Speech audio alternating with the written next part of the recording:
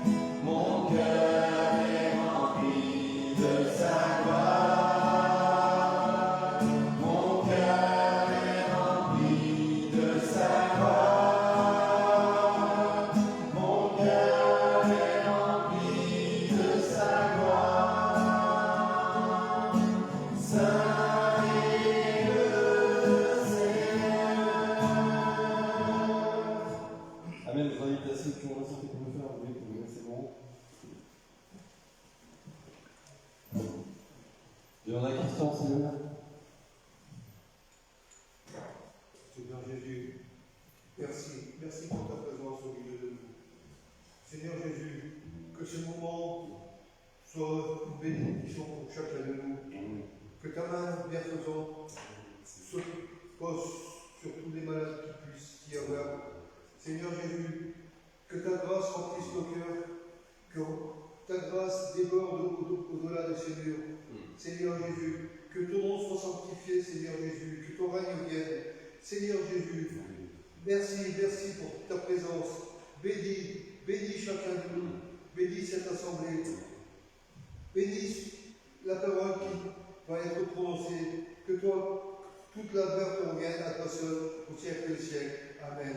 Amen.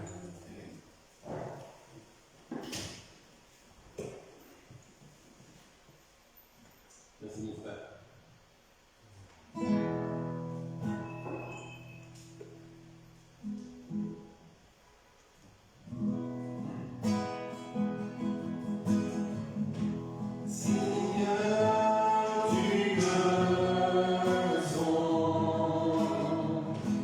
Tu me connais.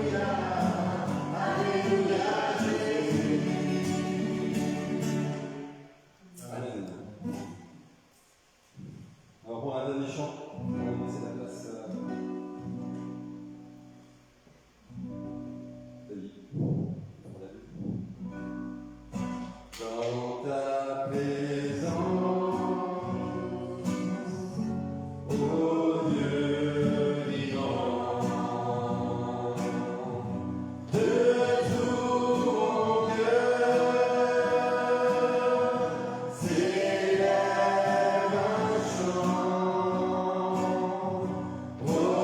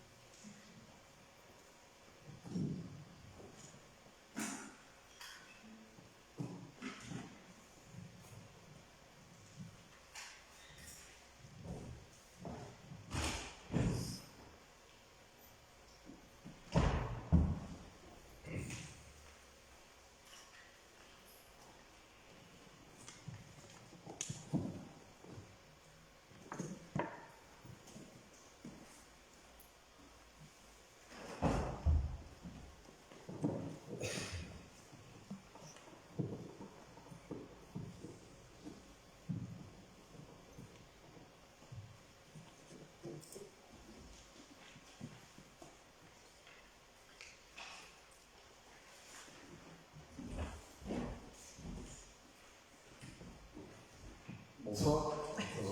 J'avais demandé si vous m'entendez, je n'avais pas entendu que vous m'entendez. Ce soir, le thème de mon message va parler du temps. Alors, le temps, pas le temps qui fait dehors, mais le temps en termes de durée. Alors, pourquoi ce thème? Parce qu'en fait, au temps où j'étais lycéen, c'était un des thèmes que je préférais en philosophie, parce que c'est comme un concept un peu mystérieux, parce qu'au moment où je vous parle, il y a déjà 2 secondes qui se sont passées. Au moment où on est rentré dans cette église, il y a déjà 30 minutes qui se sont passées. Et en fait, c'est quelque chose qu'on n'arrive pas, on va dire, à maîtriser. Et du coup, malheureusement, ça fait partie de notre vie. Et c'est de ça que je vais vous parler ce soir. Donc nous courons après le temps. Nous parlons de gagner du temps. Nous parlons de perdre notre temps, ou de tuer le temps. On vit dans une génération où tout va vite. On veut toujours tout faire très vite. Et on n'a vraiment plus le temps de rien. Les journées, elles sont remplies d'occupations, parce qu'il y a le travail, il y a les enfants, il y a d'autres préoccupations également. Il y a aussi beaucoup de responsabilités. Il y a aussi peut-être des coups de téléphone quand les enfants sont loin ou les parents sont loin. On passe beaucoup de temps aussi au téléphone, donc le temps file. Et aussi, on a des fois des préoccupations. Alors, beaucoup d'entre nous disent « je n'ai pas le temps ». Pourtant, malgré toute cette agitation, notre cœur reste souvent fatigué, inquiet ou vide. C'est vrai qu'on est un peu dans l'anxiété, des fois, de choses qu'on a peut-être vécues dans la journée. Et le but en fait, de ce message, c'est de dire en fait, il faut se tourner vers Dieu. Il faut passer du temps avec Dieu. Pour beaucoup de non-croyants, le temps, c'est en fait un tyran qui nous rapproche inexorablement de la fin. Et pour nous, les chrétiens, c'est ce qui nous rapproche du commencement de la vie éternelle auprès de notre Dieu. Amen. Le temps passe vite, les jours deviennent des semaines des années, la jeunesse passe, les richesses passent, les plaisirs passent. C'est vrai qu'aujourd'hui, je me dis, quand je n'avais pas encore 18 ans, je voulais absolument avoir 18 ans pour passer mon permis, pour pouvoir vivre ma vie, avoir mon appartement, enfin ma maison, avoir ma vie, quoi. Et c'est vrai qu'aujourd'hui, j'ai 30 ans de plus et je ne m'en rends même pas compte. On dirait que c'était encore hier, on a du mal à se dire, voilà, les années ont passé. Donc le temps, c'est vraiment quelque chose qu'on n'arrive pas à maîtriser. Aussi, on peut se poser aussi qu'est-ce que je fais de mon temps. Alors chaque journée, il faut la vivre comme une journée précieuse. Essayer d'occuper au mieux, de faire des projets, de faire beaucoup de choses. Mais par contre, on oublie parfois l'essentiel, c'est la relation avec Dieu. D'où le titre de mon message, prendre le temps avec Dieu. Alors, je vous ai mis une petite définition du temps qui est en fait en grec dans la Bible. Donc c'est en fait des 2 mots pour définir le temps. Il y a le chronos, il y a le kairos. Alors le chronos, c'est le temps qui s'écoule, les minutes, les secondes, c'est-à-dire la quantité. Le kairos, c'est le moment favorable, l'occasion saisie, le rendez-vous de Dieu. Donc là, c'est la qualité. L'apôtre Paul le dit dans Éphésiens 5, verset 7. Rachetez le temps, car les jours sont mauvais. Alors, racheter le temps, c'est pas remplir absolument notre agenda, le remplir à craquer, c'est transformer le chronos en kairos. C'est-à-dire d'être attentif à ce que Dieu veut faire aujourd'hui pour nous qui croyons en lui. Alors, mon premier point, c'est que Dieu nous appelle parfois à ralentir, donc cette cadence, de toujours vouloir faire vite, pour revenir à l'essentiel, c'est-à-dire sa présence. La Bible dit dans le psaume 46, verset 10, ça de 11, je pense qu'en fait il y avait un décalage dans la Bible, j'ai du mal à trouver le bon verset.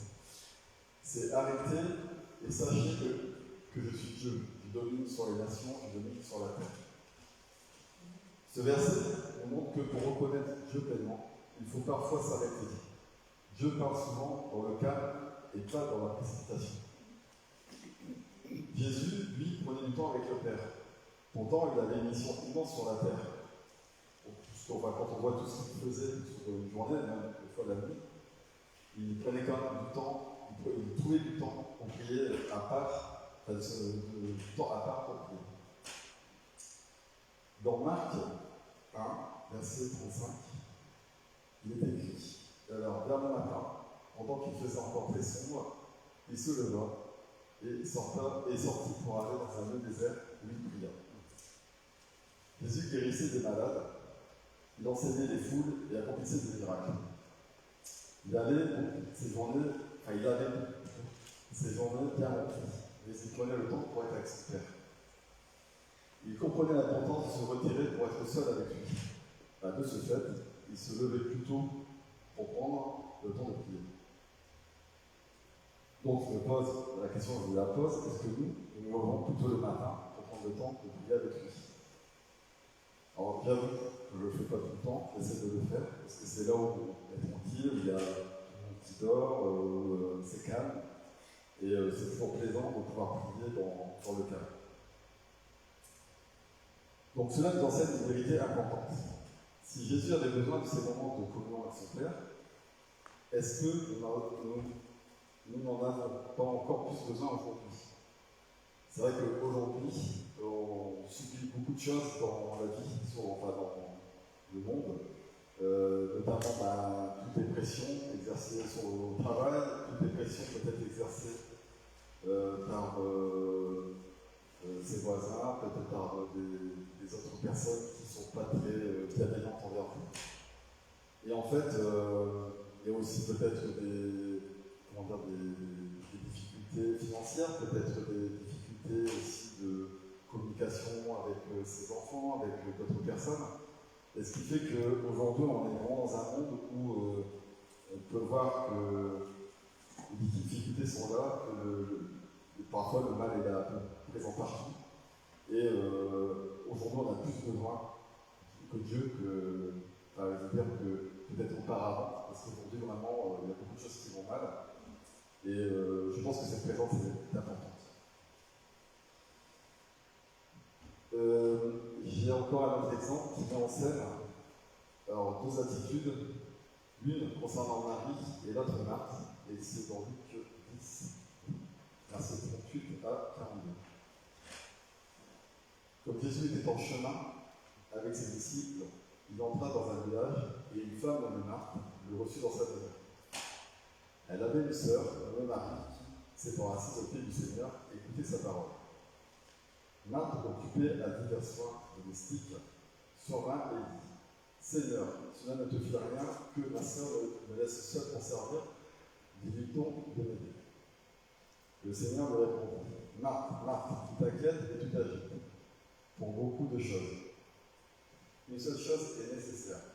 Marie a choisi la bonne part qui ne lui sera point ôtée. » Alors Marthe était occupée par beaucoup de services, pendant que Marie était assise au pied de Jésus pour écouter sa parole. Marthe était stressée et agitée, mais elle n'avait pas de mauvaises intentions. Elle voulait bien faire. Elle était tellement occupée qu'elle oubliait l'essentiel, c'était de passer du temps avec Jésus. Aujourd'hui, encore, beaucoup de chrétiens servent Dieu, comme un peu partout, aussi dans l'activiste à la maison, on travaille pour Dieu, on chante pour Dieu, on organise, on court partout pour organiser les choses autour de Dieu, mais on ne prend plus le temps vraiment de s'asseoir dans la présence de Dieu. Dieu ne cherche pas seulement notre activité, il cherche aussi notre cœur. Donc, j'ai deux témoignages à vous soumettre qui me sont arrivés là récemment. J'ai commencé par le premier. Donc, en fait, on avait une jeune aide-soignante qui est arrivée dans le service pour faire un remplacement. Je savais qu'elle avait quelques petites difficultés, mais bon, en fait, on a tellement une grosse équipe que les début ne connaissent pas forcément, donc ils ne vont pas venir se confier. Et là, il n'y a pas très longtemps, il y a peut-être environ 2 semaines, cette personne, donc elle est jeune, elle a autour de 21 ans, elle me dit comme ça, j'ai besoin, enfin, en pleurs, elle dit j'ai besoin de savoir s'il y a un psychologue qui peut me recevoir, même si je travaille tout ça, donc au début j'ai coupé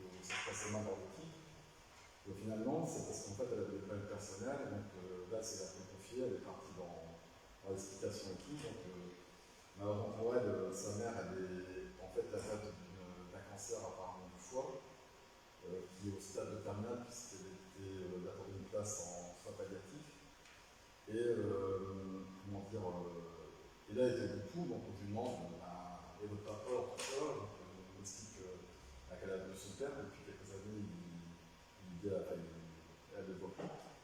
Donc du coup, je lui dis, t'as des frères, des sœurs, on explique que non, en fait, elle a une sœur, mais qu'elle ne voit plus non plus, une sœur. Et donc, dans ma tête, je me dis, voilà, t'as de la famille, quelque chose, elle me dit, non. Donc du coup, je dis, ouais. J'ai des amis, elle me dit, j'ai des amis vraiment proches, tout ça, qui sont autour de moi, tout ça. Donc je dis, voilà, ok. Je dis, ça va aller. Elle me dit, oui, non, j'ai juste besoin de pleurer, juste savoir si je peux être reçu par un psychologue et tout. Donc je donne le numéro de téléphone du psychologue de la du travail, et puis voilà. Alors, il faut savoir, dans ce contexte, c'est que je suis dans le public, donc je peux parler de Dieu, mais sur des temps de pause où, voilà, sans que personne ne sache trop ce que j'ai l'intention de parler. Bon, ce jour-là, j'ai ma collègue qui était là, parce qu'on est dans le même bureau, et une semaine après, donc elle vient me revoir pour elle passe aussi sur mon permis, enfin bref, elle me demande pour des changements d'horaire pour pouvoir avoir cette conduite.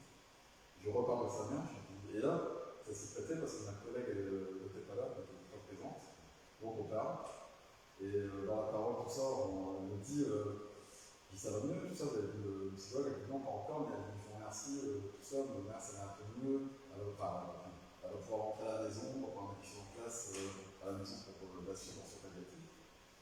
Et tout ça, puis je dis, écoute, ça va, tout ça, parce que ça va être dur, quoi, votre âge, tout ça. Et elle prend le. Donc du coup, je dis, bon, vous lisez la vie, bon, j'ai quelques livres, donc on a commencé à discuter là-dessus. Et puis, elle était vraiment intéressée, donc. Et en fait, je me suis dit, bon, je vais essayer de programmer dans ma tête la bonne chose à dire, dans le bon sens, parce que c'est vrai que j'avais tellement de choses à essayer de lui transmettre, et que je voulais vraiment qu'elle soit là, pleinement à écouter, et à pouvoir vraiment être touchée par Dieu. Quoi. Et je me dis, c'est quelle vie que vous lisez, tout ça, donc je me dis, voilà, c'est du quoi que je lis, tout ça, je lui explique un peu. Vous avez commencé par quoi, donc vous avez pu trop me dire par quoi elle avait commencé. Je lui explique aussi que la Bible, c'est pas quelque chose de linéaire, donc c'est plusieurs histoires, personnages. Et je dis, je vous conseille de commencer par le Nouveau Testament pour pouvoir connaître Jésus et aussi voir qui il était, tout ça. Donc je lui explique par où j'ai commencé moi à lire la Bible et ce que j'ai découvert à travers la Bible, notamment à travers de Matthieu, de Marc, et des différents apôtres. Et je explique aussi que c'est en quelque sorte des mêmes histoires, mais comme si c'est ces apôtres à la fois dans un point différent d'une pièce, d'un endroit, qui ont des choses complémentaires de tout ce qui s'est passé autour de Jésus. Donc après, je lui explique que oui, forcément que dans la lecture, elle allait arriver sur l'Apocalypse, mais l'Apocalypse, ça n'allait pas être tel le mot est gros, mais ça allait être, il fallait le prendre comme la nouvelle vie, un nouveau royaume, et qu'il ne fallait pas le prendre en tant qu'Apocalypse, le mot tel qu'il est écrit dans le dictionnaire. Et après, je lui expliquais qu'en fait, oui, il y avait aussi l'Ancien Testament, que l'Ancien Testament, voilà, il y avait la Genèse, c'est la création de Dieu, tout ce qu'il a fait, Moïse, voilà, je lui expliquais, on a parlé 1h30 de ça, et au bout du compte, il n'y avait pas du point, du coup, je pensais écouter pourquoi, moi je ne connais pas trop là-bas, je ne savais pas quelle église conseiller tout ça, et je me disais, dans un premier temps, déjà, ce que je peux vous conseiller, c'est d'aller peut-être voir un peu ce qui se passe à partir de minuit, c'est des bons témoignages, des choses comme ça, puis aussi des cultes. Donc je l'explique, elle était vraiment intéressée, elle a tout pris. Et puis je lui parle à un moment donné, je ne sais pas pourquoi on parle de Benjamin Peterson, de sa maladie, de la schizophrénie. Et je lui dis un témoignage, je lui conseille et tout, vraiment comment il a été guéri, et puis elle me regarde, et me dit, ma soeur, il a la schizophrénie. Donc du coup, je dis, regardez le témoignage et vous allez voir, il faut vraiment y croire, il faut prier. Et pour votre maman, parce que votre maman, elle est peut-être en fin de vie, mais peut-être que Dieu pourra intervenir. Et puis priez pour votre soeur parce que Dieu pourra s'intervenir pour elle. Et donc, elle est repartie toute gaie, et puis là, je l'ai revue cette semaine. Bon, là, avec les collègues, elle sait qu'elle ne peut pas trop non plus parler de tout ça. Donc je lui ai envoyé un petit mail hier pour savoir si ça allait tout ça, donc sa mère est bien rentrée chez elle, elle est bien accompagnée. Et elle me disait qu'elle allait pendant 6 matins ce week-end à pouvoir un peu continuer à lire la Bible, à pouvoir réfléchir à tout ça. Et en fait, elle m'a remercié vraiment de pouvoir avoir apporté cette aide de banque. Je lui ai dit, après, il faut venir me voir, tout ça, il n'y a pas de souci. On est sûr, on peut parler de porter la tête, pas de problème. Donc ça, c'est notre premier témoignage. Comme quoi, il faut prendre du temps, parce qu'en plus, ouais, c'est ça que j'ai précisé, c'est qu'on est au mois de mai. Et au mois de mai, il y a énormément de fériés. Et alors, le férié, c'est bien, parce qu'on profite, on dort, on fait, voilà. Mais le truc, c'est qu'on fait le même travail en 4 jours, enfin, on travaille de 5 jours en 4 jours, ou même des fois en 3 jours, puisqu'il y avait aussi la Pentecôte. Et donc, je veux dire, ce jour-là, je n'étais pas non plus très en avance. Et voilà, il y a quelque chose qui a fait que j'ai pu prendre ce temps. Et donc, c'est pour ça que je ne veux pas tout le temps aujourd'hui, parce qu'il faut prendre le temps pour pouvoir parler, des fois, même si on n'est pas tout à fait disposé, parce qu'il y a des personnes qui ont besoin d'entendre ce qu'on a à dire, enfin, en tout cas à transmettre cette parole. Et le témoignage, c'était arrivé un peu avant, sur 2-3 semaines avant, où là, pareil, j'ai un cadre supérieur, que je connaissais déjà avant tout ça, donc on discutait une chose et d'autre, et puis je devais l'appeler parce qu'il y avait une problématique sur la clinique, du plateau technique, et je dis, bah, t'es pas sur place. Je dis, non, je suis à Jeanne de France, je suis avec mon fils. Ah, bah, je dis, c'est tout, je te dérange pas plus que ça. Je te verrai une fois que tu seras revenu, tu travailleras, tout ça, donc ça t'a pressé. Après, j'ai dit, bah, ça va ton fils? Pas trop, machin, c'est pour c'était en consultation, mais non, en fait, il revient après dans la matinée, je le recroise, il me dit, bah, si tu veux bien, je vais t'expliquer, donc c'est tout, il explique et tout. En fait, son fils, il a 11 ans, je crois, 11 ans, et en gros, il se fait des maux de ventre depuis quelques temps, donc ils ont été consultés le médecin traitant, à un moment donné, on s'est dit, on va peut-être faire un bilan, c'est peut-être temps de faire un bilan, sanguin. Et donc le médecin nous donne le bilan, et il ne va pas tout de suite, il prend pas rendez-vous tout de suite. Il dit, franchement, il dit, je ne sais pas pourquoi, mais j'ai pas été tout de suite. Et en fait, il a été peut-être au bout de 2-3 semaines. Et il me disait, quand il m'expliquait, qu'il y a quelque chose qui a fait qu'il a été à ce moment-là, ce jour-là.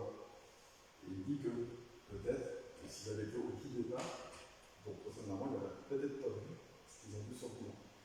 Donc il m'explique le tout, donc il dit, bah, il y a quelque chose de grave, tu sais, il dit, bah, ouais, plus ou moins grave quand même. Il dit, apparemment, c'est une maladie auto-immune qu'on a dû découvrir, et il dit, en fait, c'était, je pense, sur le foie, donc il y avait la plante sanguine qui n'est pas normale sur le foie, et puis sur les facteurs, c'est ce qui permet de coaguler ou pas le sang, qui régule la coagulation du sang. Donc c'était des marqueurs très vastes, et en fait, quand ils ont vu qu'il y avait quelque chose, du coup là, ils se sont dit, il faudra peut-être faire plus de précision sur ces bilans-là. Donc son médecin était plus là, il était en vacances, donc il doit avoir ses remplaçants souvent, il n'en avait pas. Donc on lui dit, on lui conseille d'aller voir le médecin maintenant, nous aussi qu'on va voir sur SOS médecin, des choses comme ça. Il va voir le SOS médecin, et le SOS médecin dit, ben moi, je ne connais pas, je vais prendre du risque, il faut vraiment vous voyez votre médecin. Seulement, le médecin n'était pas allé en vacances, donc il réinsiste le lendemain, il tombe sur un remplaçant, le remplaçant l'écoute, lui dit, bah écoutez, oui, on va faire plus de recherches sur les bilans. Et puis, donc il reprend rendez-vous, et dans le principe de prix, c'est archi-bouché sur les rendez-vous de bilan. Et nous, au Saint-Cher, c'est vraiment, on a tous les prélèvements sans rendez-vous. Donc, du coup, il prend son fils, il l'amène là-bas, on va au bilan là-bas, machin. Donc, il fait son bilan, il s'en va, il va le reconduire pour pouvoir revenir travailler après. Et sur la route, il a appelé par le médecin traitant remplaçant qui, la nuit, avait réfléchi à ce qu'il lui avait dit. Il lui dit, j'ai oublié de vous marquer quelque chose sur la prescription des bilans qui pourrait peut-être aussi être bien au niveau pour trouver vraiment ce qu'il a. Donc il dit, ce que ça vous dérange de retourner faire non, donc il dit, bah, tout à peine arrivé chez moi, j'ai fait demi-tour, je suis reparti au labo pour refaire du coup l'étude en plus qu'il fallait. Et donc il est revenu, et puis en fait, heureusement qu'ils l'ont fait parce qu'ils ont trouvé d'autres choses qui n'allaient pas. Donc du coup, de ce bilan-là, il a dû aller aux urgences pour rencontrer un pédiatre qui était spécialisé en gastrologie. Ils sont tombés sur un interne, heureusement il est aussi comme moi infirmé, donc il a insisté, il a dit non, les machins, la femme ne voulait pas trop l'hospitaliser.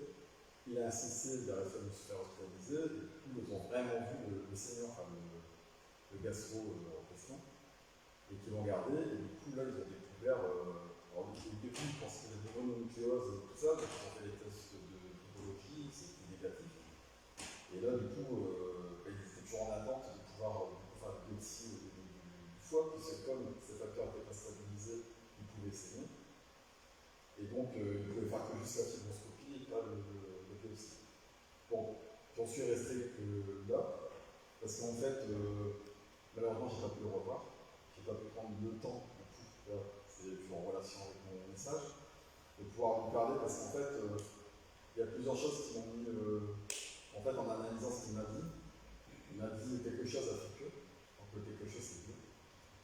Et après, il m'a dit aussi que, en fait, il y a quelque chose qui le tenait, quoi. En fait, il a été passer ses matinées quelque part avec son fils, il a travaillé l'après-midi, il y a quelque chose qui était là. Alors, je sais pas, j'ai pas pu, franchement, ce jour-là, lui parler de tout ça, parce qu'il était à la fois en colère parce qu'il disait que son fils, il pourrait, avec les traitements, parce qu'il s'imaginait déjà la maladie à 100% c'était celle-là. Il s'imaginait avec son fils qu'il pourrait toujours avoir, enfin, pas avoir une vie normale, qu'il pourrait avoir des traitements, des choses comme ça. Et aussi en même temps, en fait, sa femme, qui est elle-même infirmière, n'était pas très impliquée dans ces recherches-là, donc il y avait deux colères en fait. Donc du coup, ce jour-là, c'était pas le bon moment. Et j'en vais un peu parce que j'essaie de raccrocher, j'essaie de rappeler, de pouvoir le revoir, lui parler de tout ça, parce que c'est vrai que plusieurs choses m'ont fait dire que c'était Dieu qui avait été là pour lui. Et aujourd'hui, je n'ai toujours pas vu. J'espère pouvoir le voir la semaine prochaine et de pouvoir lui en parler. Donc du coup, voilà, c'est les deux témoins que je vais vous apporter, parce que ça m'est arrivé récemment, et je trouvais que c'était vraiment quelque chose qui est en lien avec ce que je voulais vous parler ce soir. Donc mon deuxième point, je reviens là-dessus, sur du coup là c'est les effets néfastes, donc, du coup de la précipitation, de la pression, et de toujours faire vite. Alors nous vivons concernant la précipitation. Qu'est-ce qui se passe? C'est ce que je disais au départ. On fait plein de choses, mais on ne fait pas des choses avec Dieu et pour Dieu. C'est vrai qu'on va faire la vaisselle, on va, je sais pas, manger plein de choses, puis on dit on va prier après, ou on va pouvoir lire la parole, et en fait, on joue à ma décision, on est un peu perdu, on ne réfléchit pas, et on s'en va dans tout ce qu'il faut, enfin dans ce qu'il ne faut pas, et on laisse de côté, en fait, tout ce qu'il faudrait faire. Dans Ésaïe, donc il déclare dans le chapitre 40, verset 31, « Et ceux qui se confient en l'Éternel renouvellent leur force. Ils prennent leur vol, comme les aigles, ils courent et ne se lassent pas. Ils marchent et ne se fatiguent pas. » Prendre le temps avec Dieu renouvelle nos forces spirituelles. Le monde nous épuise, mais la présence de Dieu nous restaure. Dieu il agit aussi dans l'attente. Dans quelle attente? C'est l'attente. En fait, on prie Dieu, on dit Dieu n'intervient pas, mais Dieu va intervenir au moment où il aura choisi. Et c'est lui qui décide du moment où il va agir. Et même dans cette attente, des fois, je ne sais pas si pour vous ça vous arrive, il y a cette paix qui est là, cette paix qui nous conforte et qui nous fait garder cette espérance, on sait qui existe en Jésus-Christ. Et donc cette attente, et des fois, elle peut paraître longue, moins longue, mais il y a cette paix qui est présente.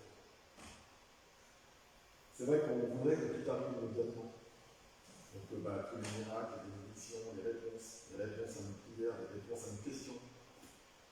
Mais Dieu, lui, il travaille pendant tout ce temps. Et on ne voit peut-être pas forcément tout de suite, on voit par des petites actions, et on se dit, ah bah oui, il était là peut-être. Et je ne l'ai même pas vu parce qu'on est tellement dans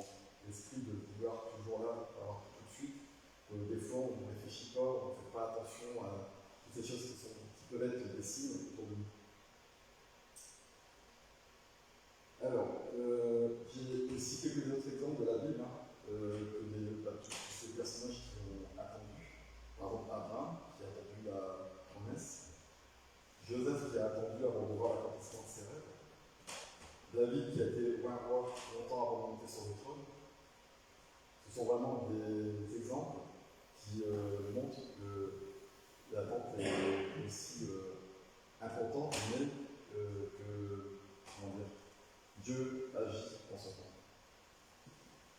Dans Ecclésiaste 3, verset 1, il dit il y a un temps pour tout, un temps pour toutes choses sous les cieux. Prendre le temps, c'est aussi apprendre à faire confiance à Dieu. C'est le laisser agir quand il a décidé. Alors pour conclure, je dirais que prendre le temps avec Dieu, c'est pas une perte de temps. C'est une nécessité spirituelle. Beaucoup d'entre nous cherchent la paix dans les choses du monde. Mais la vraie paix se trouve dans la présence de Dieu. Alors comment prendre du temps avec Dieu? Moi j'ai quelques moyens simples qui me sont venus. Déjà je commence le matin par prier. Je lis dans la journée quelques versets de la Bible.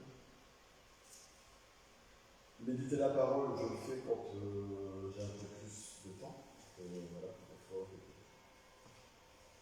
Et aussi dire à Dieu qu'on l'adore sincèrement.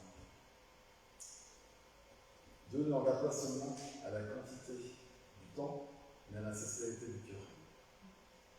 Alors il faut apprendre à ralentir, à prendre du temps pour écouter sa voix, car souvent les plus grandes directions de notre vie. C'est vrai qu'il est toujours là. Moi, dans mon organisation de tous les jours, à mon travail, sincèrement, j'ai pas un travail ni trop dur ni trop simple, mais il y a de quoi faire. Je sais qu'il est là, il m'aide à prendre de bonnes décisions. Et franchement, je remets tout, tous les matins dans les prières pour qu'il vraiment me dirige dans ce que je dois dire, dans ce que je dois faire. Et ces grandes directions de notre vie, il y a des moments qui sont passés dans l'intimité avec Dieu. Donc je vais terminer par une prière. Alors Seigneur, apprends-moi à prendre du temps dans ta présence. Dans un monde rempli de distractions, de tentations, de toujours vouloir en faire plus, aide-nous à trouver un moment pour être en ta présence chaque jour. Donne-nous cette paix dans nos cœurs, permets-nous d'être patients et attentifs à ta volonté. Fortifie-nous par ta parole, donne-nous la force et les bons mots pour pouvoir évangéliser et te faire connaître à tous ceux qui ne te connaissent pas et qui